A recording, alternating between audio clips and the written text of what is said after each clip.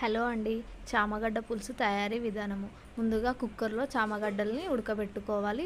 తర్వాత పోపు దినుసులను రెడీ చేసుకోవాలి. దానికి సరిపడా చింతపండు గుజ్జును తీసి పక్కన పెట్టుకోవాలి. అదే కుక్కర్ని పెట్టి కుక్కర్ వేడయ్యాక 2 టేబుల్ స్పూన్ ఆయిల్ వేసుకోవాలి. చారులో కొంచెం ఆయిల్ ఎక్కువ వేస్తేనే టేస్ట్ ఉంటుంది కాబట్టి 2 టేబుల్ స్పూన్ ఆయిల్ వేసుకోవాలి. ఆయిల్ వేడయ్యాక కొద్దిగా జీలకర్ర, కరివేపాకు, ఎండుమిర్చి వేసుకోవాలి.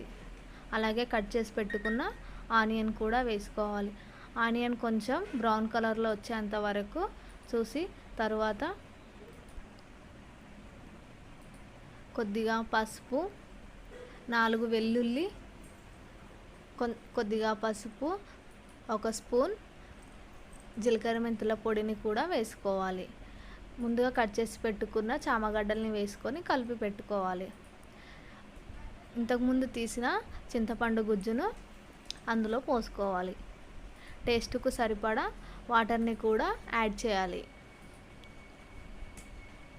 అలాగే అందులో టేస్ట్కు సరిపడా ఉప్పు, కారం వేసుకోవాలి.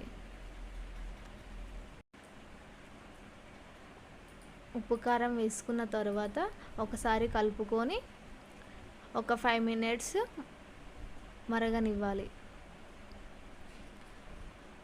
అందులోనే చిక్కగా రావడం కోసం శనగపిండి వాటర్ని వేసుకోవాలి.